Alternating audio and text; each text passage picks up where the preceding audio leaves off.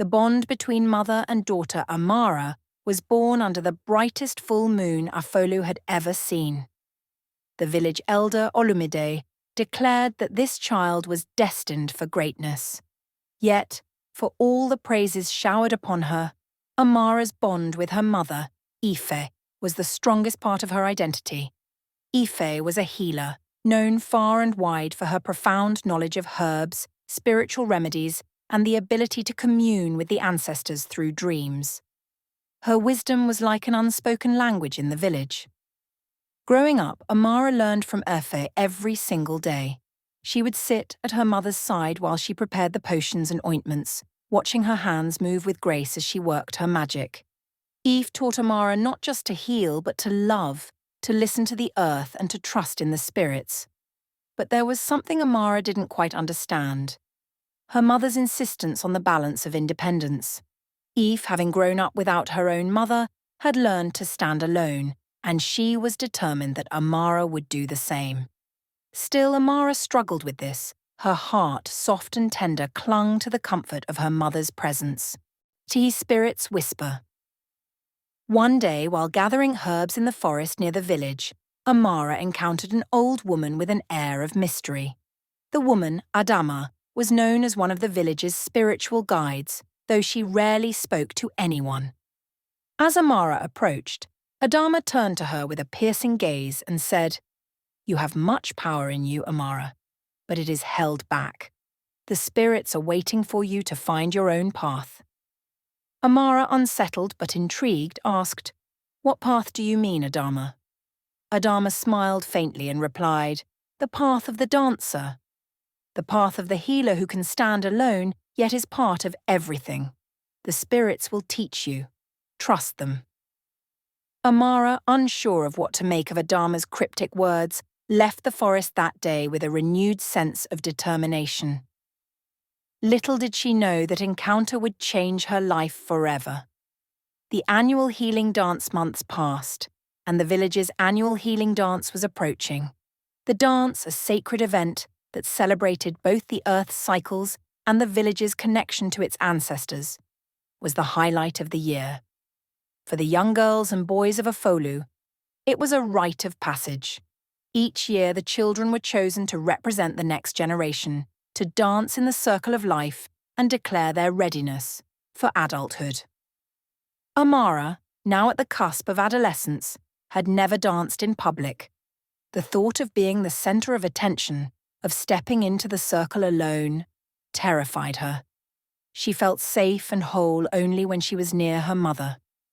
But deep down she knew the dance was not just a ritual. It was her destiny. Eve, sensing her daughter's apprehension, took her aside one evening. "Amara," she said softly, "the dance is not just about the body, it is about the spirit. If you cannot dance with your heart, you will never feel free. And freedom, my child, is the greatest gift we can have." Amara's thoughts were heavy. She loved her mother's wisdom, but the fear of being on her own was suffocating. What if she danced badly? What if the villagers saw her as weak? Eve placed a hand on her shoulder and smiled. "Trust in the rhythm. Trust in the earth beneath your feet. You are not alone." The dance of the ancestors. On the night of the healing dance, the village was alive with energy. The air was thick with anticipation as the drummers began their beat. The entire village gathered in the square, and the young participants lined up nervously, including Amara. Her heart raced, and her body trembled. She could feel the weight of the moment. As the first drumbeat rang through the air, Amara stepped into the circle. The ground beneath her feet seemed to pulse with life. She was no longer just Amara. She was part of the earth, part of the rhythm, part of the dance that had been passed down through generations. As she moved, something extraordinary happened. The fear began to melt away. The music filled her, flowed through her, and she moved with an ease she had never known before. The crowd cheered, and for the first time, Amara felt a deep connection to herself and to the village. The spirits of her ancestors who had guided her every step were with her, and she was no longer afraid. The journey of the healer. After the healing dance, Amara's life took a turn. No longer just the daughter of the healer, she began to receive the village's attention and respect for her own talents. People sought her out for guidance, for healing, and for wisdom. But with this newfound responsibility came the weight of her choices. Amara struggled to balance her deep love for her mother and the realization that she was now called to stand on her own. As she stepped into her role as a healer, she faced challenges. She lost patience, and some villagers questioned her ability. Her mother's presence was still a comfort, but Amara had to confront the fact that she could no longer hide behind her mother's wisdom. But with each challenge, Amara grew. She learned not only to heal the body, but also to heal the spirit. She became a mentor to younger girls in the village, teaching them the ways of the earth, the dance of the ancestors, and the strength of independence. The Great Trial. A great trial would soon befall the village, one that would test Amara's resolve. A famine, brought on by a severe drought, ravaged the land. The village's crops failed, and many went hungry. Desperation set in, and the elders called for a ceremony to appease the spirits. Amara's faith would be tested as she found herself facing both a crisis of belief and a desperate need to save the village. She would be forced to rely on everything her mother had taught her, and perhaps even venture beyond the known teachings to find a solution. The spirit of the earth. As the famine deepened, the villagers' spirits began to dwindle. People who once greeted each other with smiles now exchanged looks of despair. The drought had stolen their crops, their hope, and their joy. At night, the sky seemed endless, with no sign of rain or the promise of tomorrow's harvest. Amara spent her days in the village square, preparing what little medicine she could from dried herbs, praying for relief. It was during one of these long, quiet nights that she received a visit from the spirits. One evening, as she sat alone beneath the great baobab tree, a soft breeze stirred the leaves. The air shimmered with a strange energy, and Amara felt a familiar presence around her. She closed her eyes and focused, seeking the spirits that had always guided her. The voice came, soft but clear, as though it was carried on the wind. Amara, child of the earth, you have listened to us all your life. But now you must listen in silence. The answer you seek lies within the soil. Amara's heart skipped a beat. She knew that the spirits spoke to her for a reason. She felt an urge to dig, to uncover something buried deep within the earth. The next day, with the first light of dawn breaking through the mist, Amara gathered a few villagers and began to dig beneath the baobab tree. They dug for hours, and just as the sun reached its peak, they uncovered something extraordinary, an ancient stone tablet inscribed with symbols long forgotten. The village elder, Olumide, came forward and examined the tablet. His hands trembled as he traced the symbols. "This is an offering from the spirits," he said in awe. "It speaks of a sacred ritual, one that can bring rain to the land, but it requires a great sacrifice." Amara's heart pounded. She had heard stories of such rituals, of offerings made to the gods, of the sacrifices that would ensure the survival of the people. But this was different.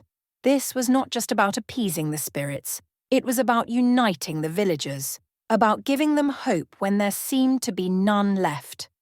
The ritual would require the village to come together, each person contributing something of personal value. It was not just a physical sacrifice. It would test their unity, their trust in the earth, and their faith in each other. The gathering of the offerings. The villagers gathered in the square, their faces grim with uncertainty but filled with a flicker of hope. Each person was asked to bring something precious, something that symbolized their bond to the earth and to each other. Amara, as the chosen healer, would lead the ceremony. She walked through the village, visiting every household. The old men and women who had weathered many storms in their lives gave their most treasured possessions, hand-carved wooden tools passed down for generations, beads strung with ancestral significance, and dried plants that held memories of long-past harvests. Young couples gave jewelry, heirlooms, and even pieces of their clothing. The children offered what they could: handmade toys, carved stones, and colourful threads. Amara's heart swelled with the collective spirit of the people. This was not just a sacrifice. It was an offering of their very souls, their connection to one another and to the earth. Each item, no matter how small, held the weight of the village's collective memory.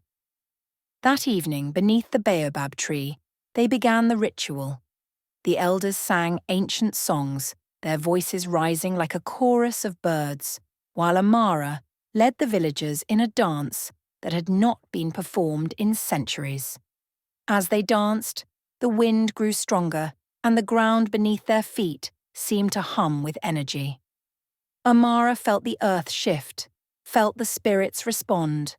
Her body moved with the rhythm of the earth itself, and for the first time in her life, she felt an overwhelming sense of unity. The villagers were no longer individuals.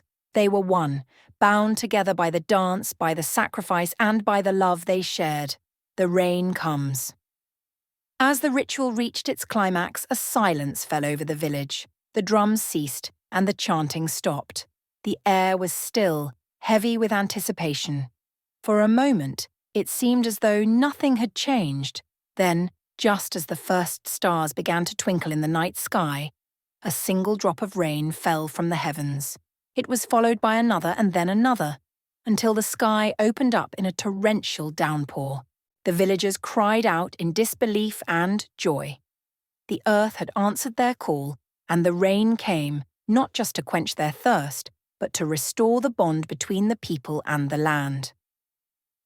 Amara stood at the centre of it all, her face upturned to the rain, her heart full. She had led the village through the darkest time they had ever faced, and now she felt a profound sense of peace. The spirits had answered, the earth had healed. But in that moment, Amara knew that her journey was far from over. The rain was only the beginning. The village would need to rebuild, and she would need to guide them, not just as a healer, but as a leader. Her mother's lessons had prepared her for this moment, but it was her own strength, her own spirit, that would carry the village forward. A new dawn. In the weeks that followed, the village of Afolu flourished once again. Crops began to grow, animals returned, and the community came together in ways they never had before. The people of the village had found a renewed sense of purpose, a renewed connection to one another and to the earth. Amara, now regarded as both healer and leader, took her place beside the elders, guiding the people with wisdom beyond her years. Her mother, Aoife, stood proudly by her side, knowing that Amara had become not only her daughter, but a force in her own right. The healing dance would be held again the following year, but this time, Amara would dance as a teacher, as a protector, and as a symbol of hope for the entire village. The journey of Amara was far from over. It was only just beginning. Was setting, casting an amber glow across the fields, and the wind whispered through the trees. There was something unfamiliar about the stillness, a sense of urgency that she could not ignore. The spirits were speaking to her again, and this time it was not in the soft breeze beneath the baobab tree. It was in her dreams. That night, Amara dreamt of an elder woman, draped in white cloth, with eyes that shone like the moon. The woman spoke in a voice that echoed through her soul. Amara, daughter of the earth, you must prepare for a new trial. The time of peace will not last forever. Your village is in danger, and only the wisdom of the ancestors can guide you through what is to come. Amara awoke in a cold sweat, her heart pounding. She knew the vision was not a mere dream. It was a call to action. She had learned from the elders that the spirits often spoke in riddles, but Amara understood that the time for interpreting symbols was over. She had to act. The arrival of strangers. The following day, a group of strangers arrived at Afolu. They were travellers wearing tattered clothes and carrying heavy bundles on their backs.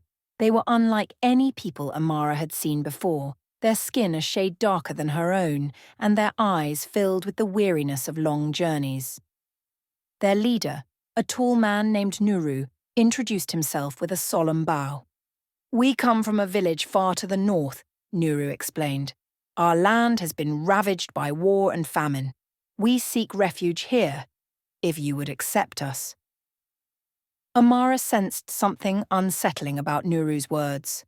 The villagers of Afolu had always prided themselves on their hospitality, but she had heard whispers of unrest and conflict in neighbouring regions. A cold shiver ran down her spine, as if the arrival of these strangers marked the beginning of a new chapter in their village's history. That night, as Amara sat by the fire with the elders, she could not shake the feeling that something was amiss. The spirits had warned her, but their messages were cryptic, and the sense of foreboding grew stronger. The test of trust. As the days passed, the strangers settled into the village. Nuru and his people were gracious, but there was a tension in the air. The elders were cautious, keeping their distance and watching the newcomers carefully. Amara, however, felt a strange connection to Nuru, as though his arrival was tied to something greater. She spent several days speaking with him, learning about his journey and the hardships his people had endured. Nuru was a man of strength, but there was a sadness in his eyes, something that told Amara that he was not just a refugee, but a man burdened by secrets. One evening, as the village gathered around the fire, Nuru approached Amara. "There is something I must tell you," he said quietly. "My people were not the only ones to suffer. The war that ravaged our land came from within. A new leader arose, one who believes that power can only be obtained through destruction. He is coming, Amara, and I fear that Afolu may be his next target." Amara's heart sank. She had feared this. Though she could not yet understand the full extent of the threat, she knew that the arrival of Nuru's people was no coincidence. This was the trial the spirits had warned her about, the gathering storm. With Nuru's warning, Amara and the village elders began to prepare for the worst. They fortified their homes, stockpiled food, and began training the young men and women in combat. It was a difficult decision for the peaceful villagers, who had never known conflict of this magnitude. But Amara knew that they could not rely on the earth alone to protect them. As tensions rose, Amara continued to have vivid dreams of the elder woman in white. In one of these dreams, the woman spoke again. "The path ahead will require more than strength. You will need to unite your people, not just in action, but in spirit. Only then will you have the power to protect what you hold dear." Amara awoke with a start, knowing what she had to do. She began to gather the villagers once more, this time not just for a ritual of survival, but for one of unity. She spoke to them of their ancestors, of the strength of the earth, and of the power of their collective will. They would stand together, not just as individuals, but as one force, unbreakable and unyielding. The battle for Afolu. The day the warlord's army arrived, the skies were heavy with dark clouds, and the winds howled like a warning. The enemy was fierce, their numbers overwhelming, but Amara and the villagers were ready. The battle was unlike anything Amara had ever witnessed. Arrows flew through the air, and the clash of metal rang through the village.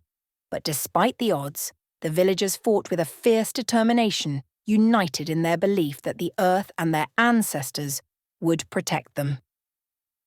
Amara stood at the centre of the fight, her spirit a beacon of hope. She had no weapon, but her presence was enough. The spirits of the earth were with her, guiding her every step, and the villagers drew strength from her example. As the battle raged on, Amara knew that this was not just a fight for survival. It was a fight for the soul of Afolu. The villagers would not lose their land, their customs, or their way of life.